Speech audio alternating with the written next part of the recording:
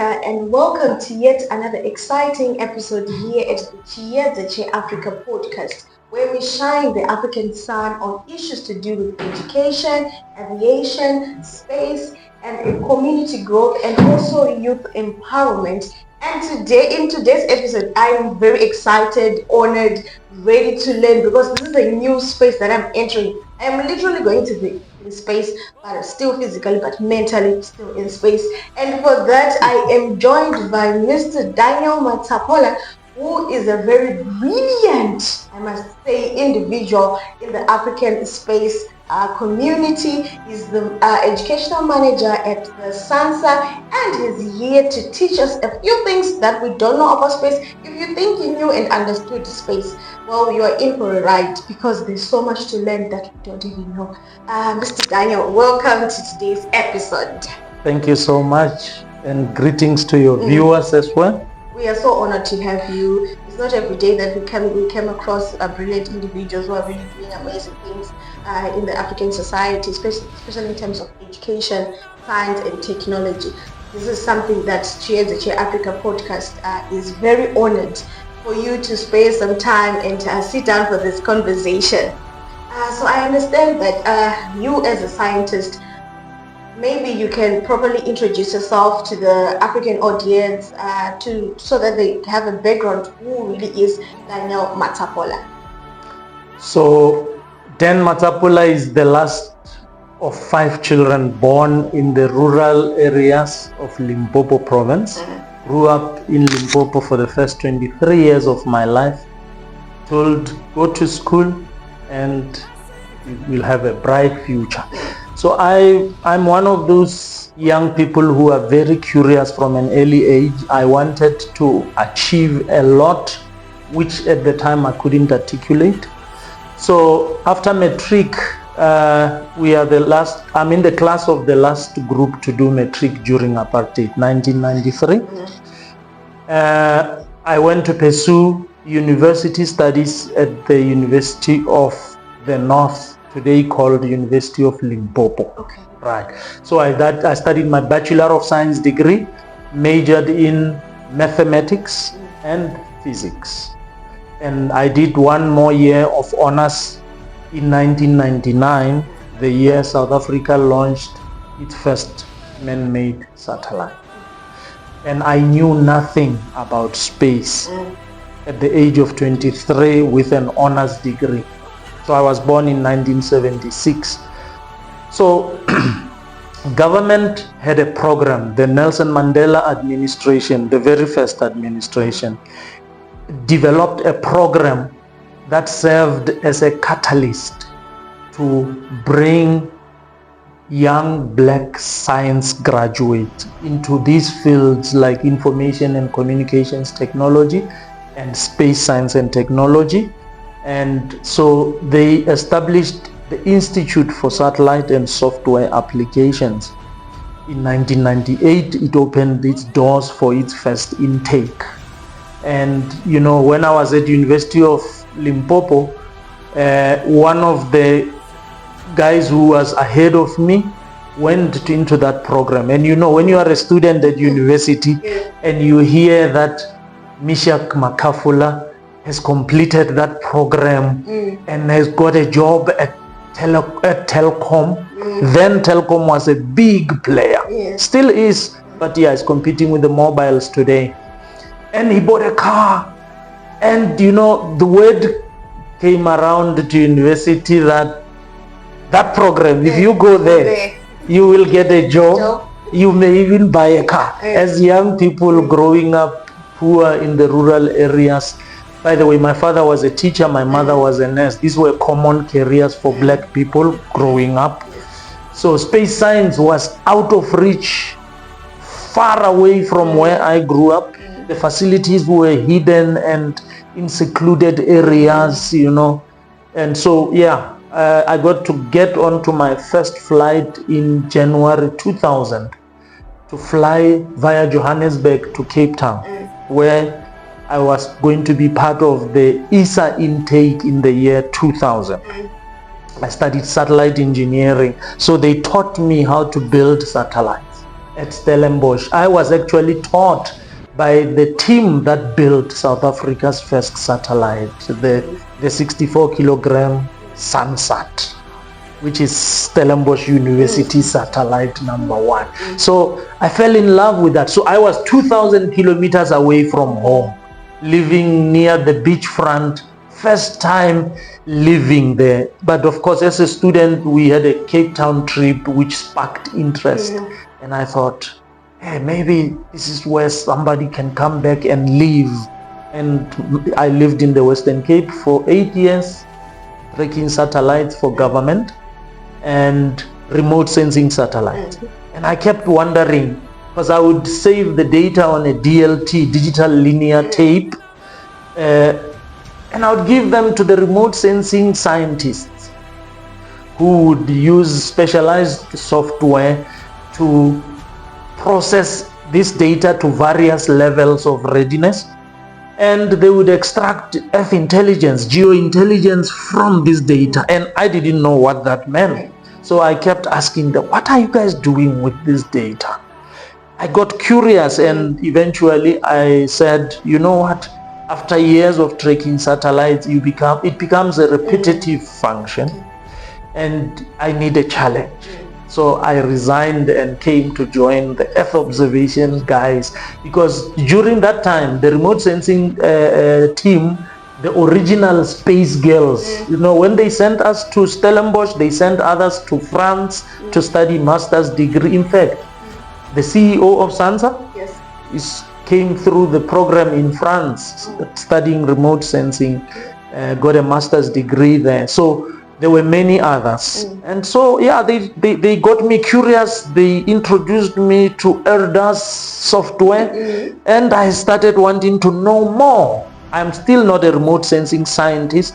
However, I have enough insight to understand the value chain from the satellite we launch into outer space with rockets, the sensors it uses to collect data, send it down to the satellite ground station, and have this data at various processing levels shared with the community. We store this data. We are sitting on petabytes of data that at SANSA we've been collecting since 1972 when the first Landsat American satellite went up.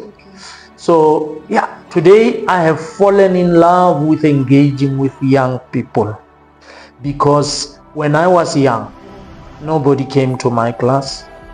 Nobody was promoting careers in these strategic fields of strategic importance to our economy.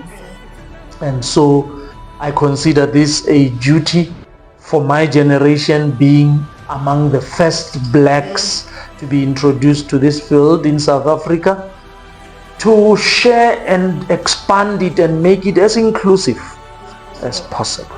That's a really inspiring and amazing journey that you just shared with us here, because as you mentioned, coming from the rural background, we don't have many opportunities, and for some children, they won't even have access to even a newspaper for them to be able to read about the opportunities, the careers, or the education that's out there to reach impossible dreams.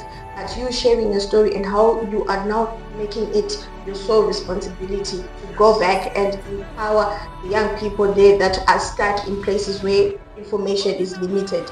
That's very fundamental, and I am so honored again to be learning a lot from you. Now, growing up in South Africa, because you said you during apartheid, we understand that during that time, information, especially in terms of education opportunities, was so limited. Can you say the time when you got into the industry, it was obviously very tough for you as a young black man, because obviously it was a community meant for the whites and obviously rich people. Then you're coming in, probably your finances are not in place to move around. What was it like for you? Were you able to find sponsors, or you had to really carry yourself? So the trip to the Western Cape was sponsored by the South African Democratic Government. So my first flight, living on beachfront, traveling from where I lived, which was fully funded by the bursary from the Department of Communications, one of the major players in South African government in terms of space, because we are currently entertaining the idea of building a telecommunications satellite. All right. So it was fully funded by government. And they even gave us a 800 rand stipend to live on. We didn't pay for anything. We had a bus taking us from Strand near the beachfront to Stellenbosch on certain days, Faculty of Engineering, and the Engineering Systems Laboratory where South Africa's first satellite was put together. We studied there, satellite engineering, and some certain days we were at the Institute for Satellite and Software Application in Grabo, taken there by the same bus that ferries us around. That's where the assembly, integration and test facility is, from the old apartheid space program. Many people forget that the apartheid government had a space program. They built a satellite, a 330 kilogram satellite that never was launched because the program got cancelled. I think it ran out of funds. Okay. They also had a launch pad 110 kilometers away from that National Assembly Integration and Test Facility, near the Indian Ocean coast in a small town called Anniston. I spent 7 years of my life there. That's where I was tracking satellites on a government leased satellite ground station. So there was that program that's old, but coming into the industry, I was trained by white people who were part of the old space program. Herman Steenkamp trained me on how to use this 10-meter parabolic dish antenna to track low Earth orbiting remote sensing satellites, collect data from them and do pre-processing and then store the data on DLT tapes, and when the tape gets full, send it through. We used to drive 110 kilometers every 2 to 3 weeks to deliver the data to Grabo, to the remote sensing scientists. Something that today is on a bigger scale, because Earth Observation Division where I am, that's the center, the home of the remote sensing scientists. Okay. Yes. So I want to comment. So when you, I don't know what was actually going on in my mind, Yes. but when you mentioned that you're meeting at the Earth Observation Center, do you know where my mind went? My mind was like, is this something to do with agriculture? Okay. Something to do. All right. But now you're now explaining, I now Yes. understand. Oh, okay, no, Yes. it's totally different. So can you actually also explain to us what exactly is it that the Earth Observation facility does? All right. So the Earth Observation Program uses space as a platform to collect data about the Earth through a process called remote sensing, the science of obtaining information about an object or a phenomenon without being in direct contact with it. So generally, Earth observation satellites are orbiting around the Earth at altitudes of around 500 to 700 kilometers, completing one orbit around the Earth every 90 minutes. So if they are put in specific orbits, like for example the polar orbit, where it passes by the poles, crosses the equator, goes past the South Pole, gets past the equator on the other side and back every 90 minutes, while the Earth is rotating around its axis on a 24-hour day, thereby exposing different parts of itself to the satellite's swath. So we collect that data about the land, the oceans, and the atmosphere. And that data is stored, and it helps us do an inventory of what's on the surface of the Earth, monitor the environment on a long-term basis, going back, like I'm saying, from the 1970s when we first received American satellites, all the way to today, where we have a plethora of satellites from China, Europe, America, and other parts In fact, we are building currently our own satellite, EOSat-1. Yeah, that's going to go up and collect that same data and send it back to us. We have a user community. When you say agriculture, see the societal benefit areas of Earth observation. I will go to the traditional group on Earth observations, societal benefit areas. It's agriculture, food security, right? It's biodiversity, life, plants, animals, and the interconnections between these. It's climate in this era where Southern Africa is becoming an oven. Yes. Climate change, temperatures increasing.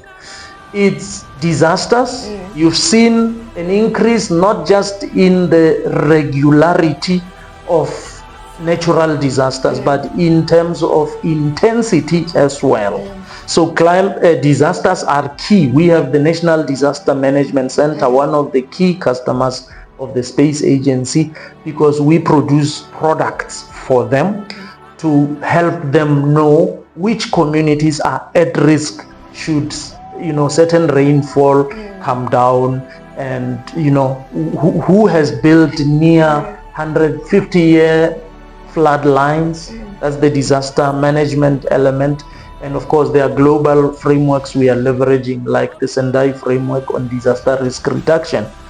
So ecosystems, energy. Energy is critical. Where do you locate solar energy in South Africa? It's Northern Cape. Why?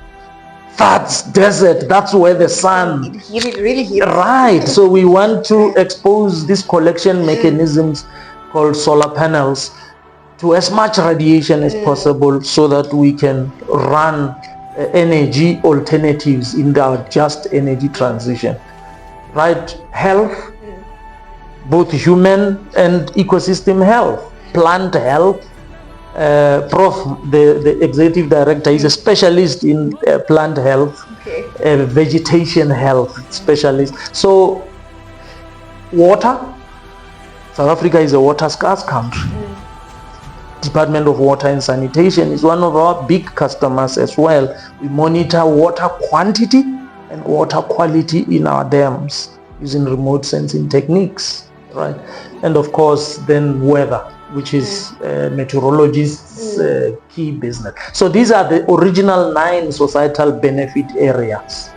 When you're now explaining it, I'm now realizing that I knew so little about space education and how everything is interconnected. Because when you mention space to someone like me, who's from a very different background and from the arts background, the things that really rush into my mind is space, with moon, with sun, with the other planets in the solar system, with the Milky Way.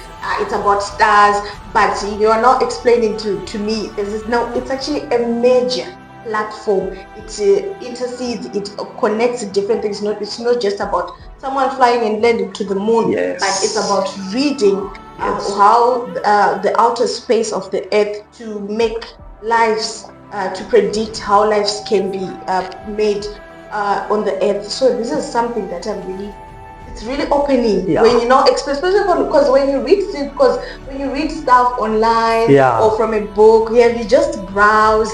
Sometimes you won't have that same enthusiasm, but when now someone who's in the same field explains to you word by word how everything is interconnected, it's so much eye-opening to especially to me. Viewers, I hope you're taking notes, because this is so much to learn. If you thought you knew about space, Mr. Denmark is here to really show you know nothing. You need to relearn stuff. Now, you mentioned that you took it as a sole responsibility to train young people, to visit young people, knock on their doors and say, this is something that you can learn. Here at the Cheers at Africa podcast, we also encourage, especially women, to venture into STEM, venture into science and technology, venture into even space education. Because during apartheid, we can't run away from the fact that there was a time when women being in science spaces was like, what are you doing here? You don't belong. So is now the space education community open to women, and how many women have been successful within the industry itself? So the space industry, traditionally, you are right, has been for men. Let me give you an example. The 10 modules I did in the year 2000 for satellite engineering, I was taught by white males, Afrikaner with some English mix there at Stellenbosch University. The space industry generally is, especially the upstream. You see, the space industry is made up of components. There is the upstream part of the space value chain. This is where we build rockets that take satellites into space. Upstream, it's going up to space. Access to space becomes critical. That's male dominated. You don't find a lot of women doing engineering, but that's what we are changing as a mindset.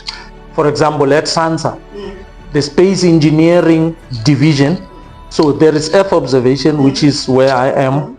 You've met my executive director. Space engineering is behind us. It's headed by Me Takalani, Leaho Takalani. She's an engineer. Hey, that's amazing. She's an engineer. She's somebody you want to talk to with deep industry experience, used to work at Centec, traveled overseas, worked in Europe. She's here. She is responsible for developing operational technological capabilities, right?